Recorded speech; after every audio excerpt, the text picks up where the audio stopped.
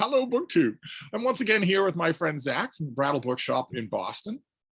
Say hello, to my imaginary BookTube friends. And we are going to discuss today a subject that means a lot to both of us: the pernicious effect of sabermetrics on the sport of professional bait. No, no, it's still the old bait and switch. It's still not going to happen. But today, Zach has a subject that we have talked about a lot, and it might seem at first counterintuitive because Zach's proposed idea, the discussion, the thing we're going to talk about today is that books aren't valuable, and that's okay. And the reason it might seem counterintuitive is because you literally make your living buying and selling books, which implies some sort of value. you would think a fortunate purchase can float the Brattle's monthly expenses for quite some time. Oh, indeed. One good purchase can do that. That's absolutely. So should we get that elephant out of the room first? That obviously some books can be valuable. That's not what you're getting at, right? No. There, and not only can and are some books valuable, a lot of books, because there are a heck of a lot of books out there. But books can be valuable for, go ahead. As a side note, what's the most valuable in terms of money or rarity? What's the most valuable book you've ever held in your hand? Do you know? Do you remember? Yes, I do. Well, the most, probably, I think it would have to be the double elephant folio of Audubon's quadrupeds, which is, if I can do this, it's basically about, I can't even get both of my, I can't go far back enough in the room to get both of my hands in the screen. But it's several feet tall. It took two people to turn each leaf, one at the top, one at the bottom. Otherwise, the paper is too heavy so that it could tear. That's somewhere in the, depending on which copy you have, somewhere in the ballpark of $1 million or so. For the. And what about, just before we get on to the subject at hand, what about some of the single most valuable books, monetarily wise, ever to come to the shop? That's gotta be up there. I know Ken at some point had a we've had a Gardner's photographic history of the Civil War, the original, when it's all photographs, which is sort of 2 oblong volumes, and that's somewhere in the $500,000 or 400,000, $500,000 or so. Wow. Range. I know Ken has had a Edward Curtis, his collection of photographs of Native Americans from around the turn of the last century, which is a pretty remarkable item. So you're getting to some rarefied air. Is there an earthquake going on? I have to offer an apology to my little dog is once again trying to dig to the center of the earth, just like I had a live stream last night. She did that for probably an hour. She's at it again, just digging at the bed. I'm doing my best to hold the laptop up above the disturbance until she tires herself out. But she can hear your voice. She can hear someone else's voice, and it's driving her crazy that she can't jump up on their pant leg. I see. Well, if I start looking a little seasick, Steve, and your audience will know it's not only because of you. No, it's not only because of me, but all right. So now we've got the elephant out of the room. There are books that are valuable. Nevertheless, the point you're trying to make is a different one. That's right. And while there are lots of valuable books out there, and they can be valuable for lots of reasons, usually it's not because of their age, and that tends to surprise people. But most books. Well, it sounds that way. It sounds like you're saying that the value can go way up, for instance, according to time period. Absolutely. There are valuable books. You have mentioned the American Civil War.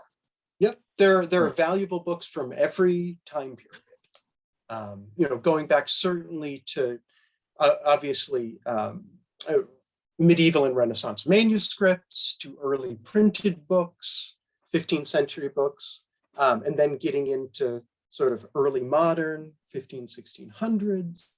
A lot of a lot of interesting Americana starts to come in the 18th century. Your first novels around that time, collectible novels, come out of England a lot of that time. And then you're into the Victorian age, American Civil War. So, and certainly one of the highest priced books to sell at auction recently has been the first edition of the first Harry Potter book. So not an old book, even by by YouTube standards. So but most books are not that. And I should start out by saying what I'm not saying when I tell someone that their books aren't valuable. People often hear it the wrong way. And they often do, and understandably so, because books are very personal. People have a very emotional connection to books. So it's not surprising that they hear different things. But really what I'm saying when I say books aren't terribly valuable is I'm making a very circumscribed determination. I am not saying that you have bad taste in literature. I am definitely not saying that, and this is one that comes up a lot, I'm not saying that I understand a particular book better than you do. I'm not saying that, I'm a more perceptive reader. I'm not saying that I'm a more learned person in any way than you are, you the person bringing in books to sell. What I'm saying in most cases is that there's just a very low ceiling on the price that I can get for the particular books that you brought in. I'm not saying that your copy of Ulysses, or I'm not saying that Ulysses is not a great novel or something that shouldn't be read. Are you gonna? I'm gonna leave that to me. Yeah. Well, I'll say those things. Yeah. Well, I make a point of telling anyone who will listen, I am not a literary critic. I am not making a comment at all on the text of books that I buy and sell for the most part. As anyone who watched our talk a couple weeks ago about Master and Margarita will tell, I blathered on for 40 minutes or so, and at the very end gave an elevator pitch to actually read the book. In other words, we described Master and Margarita as sort of a literary object for about 30 seconds. The rest of the time I was talking about its physical circumstances, how individual physical books, editions of it came to be. And that's what I'm talking about when I'm talking about whether or not books are valuable. And when I put a cold, hard, cynical price on a particular book. I'm holding the laptop up in air now, but you can still hear the digging. Sorry, I did not intend for this to devolve into Frida Cam. This is nice if you would just settle down. She's now thrashing full on epileptic, all four legs in the air. Well, I have seen Frida do this many times while I'm trying to pack up Steve's books. And Steve, as some of your viewers must know, is in all aspects of Brattle business what the fast food companies call a heavy user. So you not only buy a lot of books from us, but you sell lots of books to us as well. So you're very acquainted with both of these. The heavy users at other industries tend to be treated a little better than Steve. They do, but they it always happens like as regular as the sunrise. Well, I'll be at the pricing table just cracking wise and making fun of you all because I have the privilege of having 7 $1 books that I'm going to buy. And somebody will come in and say, yeah, I've got a lot. I called on the phone. Oh, yes. Oh, absolutely. Right this way. I practically get elbowed to the side. I am regular, but I am not valuable. That's right. But you've seen, because of your privileged place next to the pricing table, you've seen many of these interactions I have, between yes, me and other yes. members And of the. I want to dig into that because several of the caveats that you offered to begin with become problems. I mean, Yes. Brattle does a better job than any shop I've ever seen at diffusing those problems, but they do still happen. People look at, for instance, many people who walk in the door think that old means valuable. Yes. And it doesn't, Well, right? it Not will- necessarily. Not There is no one-to-one connection between those two. No, unless, and I will add this very important caveat, it does, but only with a very specific understanding of what old means. Old in human years has nothing to do with old in book years. If I will say, if you have something that was, if you have a book or printed broadside or pamphlet that was printed before 1501, somewhere in Europe, or somewhere in the Far East as well, but I'm not nearly as familiar with that material, then it is valuable. So if you have something printed before 1501, an incunable, an early printed book, then it's valuable. If you have something printed before 1700 or thereabouts in quote unquote the New World, in what's now in North America, Central America, then it's valuable. How often in your experience does somebody have something that old and not know it? Not terribly often. Not terribly often. Not never, but not family terribly veneration. Often. Yes. So you have to deal often, the Brattle has to deal often with the obverse of that, which is when something that has no value, it has nevertheless become an object of family veneration, which makes it a minefield to tell that person at the pricing table that it is not valuable, that you would put it in the dollar line. That's right. And that's where, and I'm sure you've noticed this from various interactions we've had with potential sellers of books, you have to be very careful with how you say, and you have to sort of go, I try to approach, when I'm at my best, every buying opportunity expecting that I might break somebody's heart. It's not always the case. A lot of people have perfectly reasonable expectations for what they have. But the people who don't tend to really don't, or really not have well, them. that makes sense, right? I mean, if you are predisposed to put up a fight on this subject, you're the only a person who's predisposed to put up a fight on this subject would walk into an antiquarian bookstore to do it.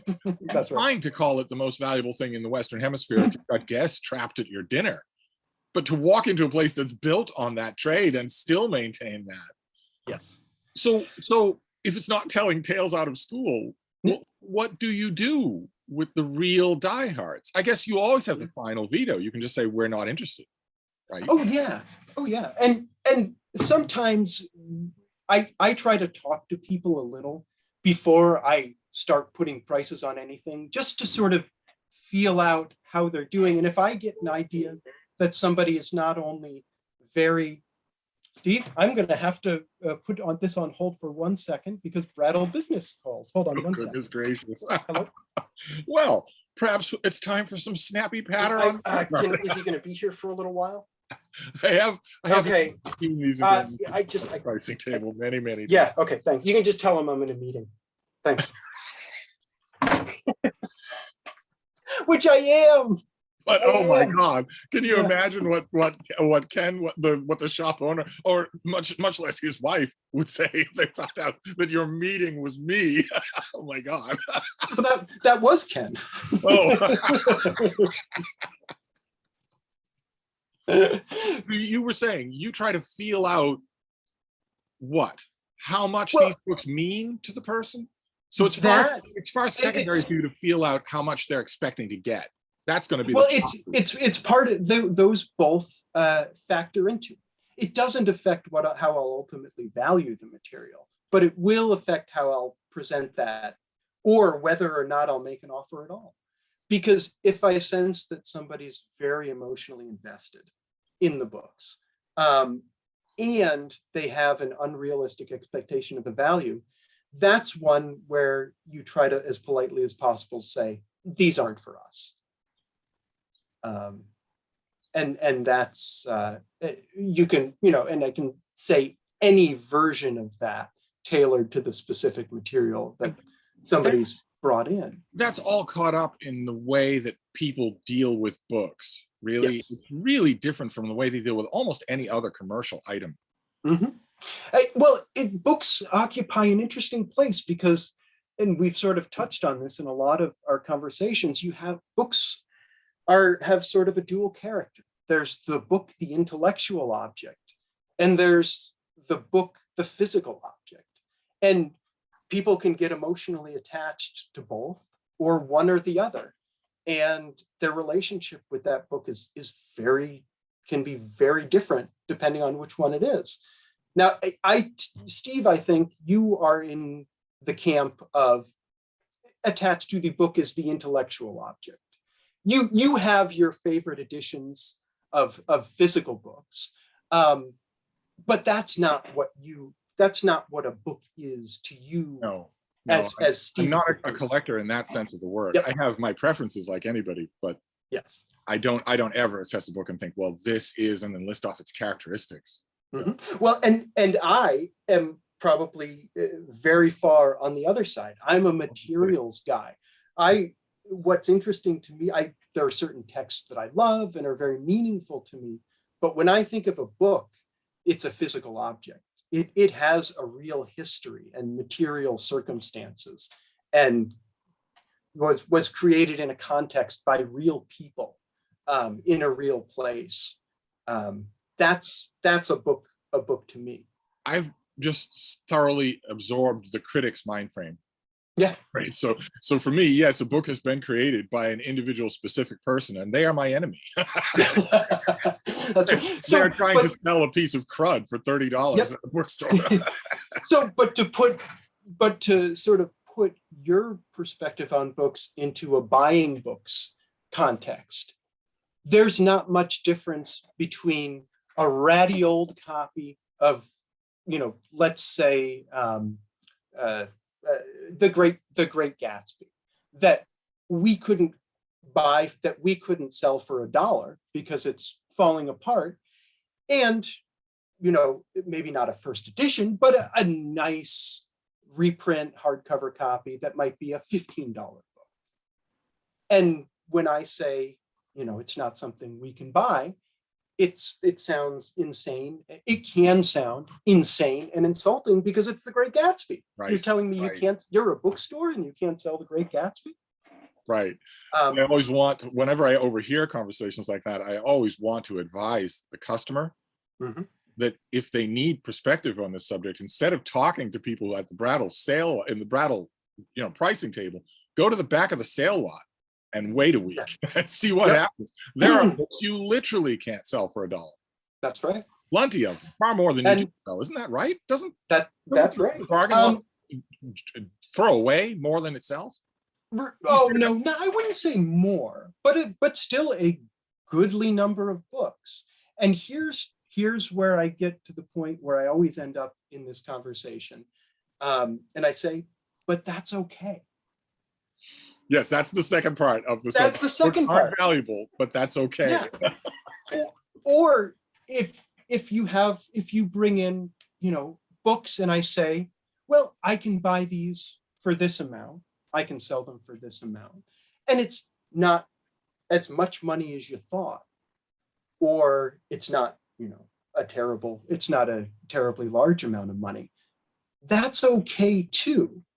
Just because certain books are things that are bought and sold at low prices, that doesn't mean it's a bad book. It might even be a book that I'm happy to get. I just know I can only sell it for $7.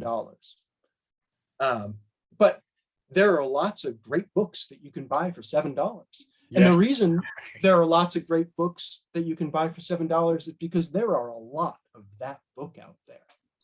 And yet I would imagine some customers still grab their stuff and leave in a huff. Sometimes, although I really, it happens sometimes, but I will say if the buyer, if I do a good job of sort of presenting my case and saying that I'm looking at this with booksellers' blinders. I'm saying I'm giving a very specific assessment about a, very specific, under very specific criteria. People tend to understand that. Even if they're a little disappointed, they sort of get it. So it is unusual for somebody to be really upset. It does happen, but not very much. And to the extent that I'm sort of sensitive to where they're coming from, it tends to work itself out more often. I've given up leaving in a huff. Doesn't do you any good. No, I stormed out years ago yelling, I'll never darken this doorstep again. Then I come up with a great zinger. So I went back inside and everybody was popping champagne. I walked in the door saying, and another thing, and they were all popping champagne. So I don't do it anymore. I don't want to make promises I can't keep. Yes. What? Sorry. Sorry. Another question that I want to ask is sort of the reverse of that. Mm-hmm. What about when something comes in the door that is valuable, but you've mentioned before, one of the most refreshing things actually about everybody at the Brattle is that there's no pretenses to omniscience. You're learning things all the time. There's no fakery along those lines. Mm-hmm. So what about when something comes in to the shop that is valuable, but you don't know anything about it? You don't know anything about its provenance. Is there such a thing? I mean, you have to be telling me there is such a thing as instinct that develops over time. Oh, absolutely. Well, something you know nothing about it, but every instinct you have will be saying this is something.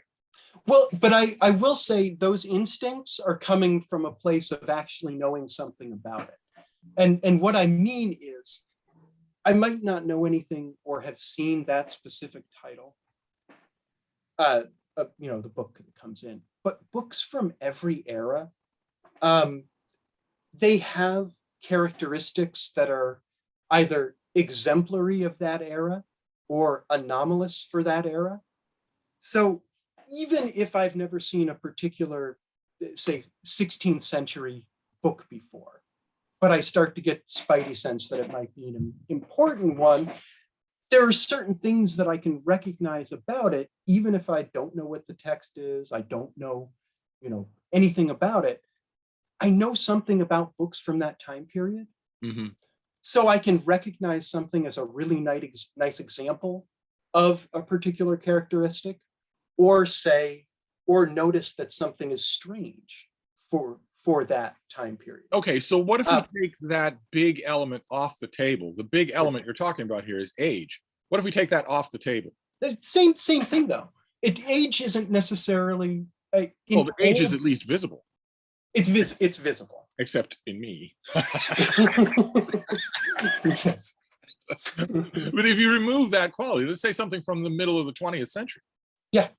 So that, again, let's say it's something from the middle of the 20th century, but you know nothing at all about it. Mm-hmm. Where would that spidey sense come from? If not visible age, where would it come from? It could come from, let's say it's a rare and let's see, unexpectedly collectible novel from the middle of the 20th century, and someone brings it in. If it's a 1950s novel, and someone brings it in and it has kind of an interesting dust jacket, and you can look at pretty much any book. If you have experience looking at modern first editions, you can tell if something's probably a first edition or not from, any number of 10 different characteristics, depending on the publisher, depending on. One element also be just something as simple as that you've never seen it before. Well, and that's another thing. Which, that might sound crazy to people who are listening, but that's how many books the Brattle sees. That's right. And you see so many books that if you saw something you'd never seen before. But that's also something, this is going to sound strange to say, but that's something I look for. I want to see a book that I've never seen before. And I want to see books that when I research them, I can't find anything. Because that means I can sell it. That means I have something that no one else has either. So okay, in a circumstance like that, I know Yeah. already, I think I know already the answer to this question. I think I have quietly in my mind excoriated the people who are the examples explaining this, but nevertheless, in a situation like that where you look it up, you sense something about it, you look it up and there's nothing there at all. So you will be creating a catalog on this thing. Yes. In a situation even like that, there will be people who desperately want that book, who know all about it and want it, and are willing to pay any amount of money for it, even though it's so rare there's not a word on it. Yes. Is there is no example of a book that has no niche following, right? I mean, And honestly, Steve, if there were, and maybe there are, once someone catalogs it and puts it out there to a wide enough audience, someone will want it. That niche audience will create itself. Now, in a circumstance like that, where something comes in and it's modern, let's say, so age is not betraying it, but your spidey sense tingles anyway. Is it ever true that you will learn about its value from the person who brought it in? Oh, sometimes, yeah. You must be absolutely geared to discount a lot of what people say when they bring in their books. I mean, aren't more people wrong about what they have than right? Yes, more often than not. But the key is to, to look at the book. And if they're telling you something that contradicts the evidence that I see, well, then I can probably disregard it. But if I don't know a ton about what I'm looking at, then I take it certainly with a grain of salt, but I take it as a clue anyway. You can never know everything about books, and that does keep you pretty humble. Or I should say this. I should make it personal. That keeps me pretty humble. Again, when I'm at my best, it's really easy to get out over your skis. I didn't know what to make of either half of that. You can never know everything about books, or it'll keep you humble. I don't know which of them bothers me more. They're both so strange. I know all those words. But it's especially when talking about physical books, there's always someone who knows more. There's always more out there than I can possibly know. So approaching everything, even if I think I have a pretty good idea, with as much humility as possible and curiosity as possible, I'm going to be better off. And it can keep me from looking real foolish every once in a while too. When I assume I know more than I do. What's that? There's another element involved here. You've mentioned before, even in these videos, that the element of social work. Yeah. There's an element here where one particular book can mean more to individual members of a family, different things to each individual member of a family. Yeah. Oh, sorry, I'm getting the Soviet warning here. We have only 9 minutes left, comrade. 10 minutes. So in a situation like that, I mean, the two questions I don't want to ask you, I have two more to finish up with. One is that, do you ever find yourself in the middle of family dynamics? Surely family dynamics must in some cases form around treasured books. Certainly. I would imagine like treasured Bibles, something like that. Well, and that's another where people think they have something that's old that's not. We get a lot of calls with people with their mid-19th century family Bibles, which are, it was owned by generations of family members before them, who were long dead before they were alive. So of course it's very old, when a Bible from the 1850s is not old at all. When you talk about the history of Bibles. Surely that's a circumstance in which you are really tempted to say, believe me, you actually want to keep this. You think you want to sell it, but you don't. I say that I've said that a lot. Do you really? You tell that to people. You really want to keep this. Your children are going to want you to have kept this. Or I frame it as such: anything I can pay you that would be reasonable for this is much less than the sentimental value it has. I say that to people all the time, because it's true. I can put a cold dollar amount or a range on anything, but in a lot of cases, it's not going to come close to the emotional value. So I'll just tell people, if I were you, I'd hold on to this. Really? Yeah. You've come out and told people, trust me, you do not want to sell this. Yeah. Well, it's so much typically easier. react? Just I mean, does that ever make the pennies fall from their eyes? Do they ever say, "Oh my God, what am I doing? You're right"? No, they'll usually. I mean, I usually don't get. Sometimes people say, "No, it's really time for me to get rid of this," and I'll, and we'll do it. But I always want to give people the option, or even to tell people, "Why don't you sleep on it?" If I sense that somebody's might not quite be ready. Right. To sell something. But you must get the opposite, right? I know that you have, where the perhaps the book collector who's recently dropped off the twig was, oh, I don't know, not particularly popular. In which case, the family can't wait to empty that dumb room of his. They can't wait. They want it done overnight. Yeah, and then the question is not how much will you pay, but can you take it all? Do you typically do that? If we can, look, we can sell a lot of books in our sale lot. So if we're looking at something in a lot of books, for instance, an estate or something like that, a large group of books, if it's possibly saleable, we try to make an offer on everything. Or if there are certain things that we really want, we'll take stuff that we know we can't sell, just because it'll help us in negotiating a price for the stuff that we really want. All right. Well, then that leads me to my next question, my last question. Aside from Soviet-style wrap-up, which we must praise the state for our last minute. What about buyer's remorse, seller's remorse? Seller's remorse. Yeah, it doesn't happen terribly often, and one thing that mitigates that is we are perfectly comfortable saying, this offer will be good, a month from now, a year from now. Right. And we err on that side because it is very difficult to unring the bell if you've already bought something, because we deal with so much volume here that if we buy something, get it back, start unpacking it, pricing it, it could be gone in a couple days. As I know perfectly well. How many times over the years have I accidentally let a review copy drop onto a sale pile to the Brattle, and then I call in a panic the next day and say, I'm sorry, if you come across it, I didn't mean for that to be in the sale pile. So we make a point of trying to get ahead of that. If we sense any reticence on the part of the seller, we make a point of acknowledging that and really saying, if you're not really sure, we can do this some other time.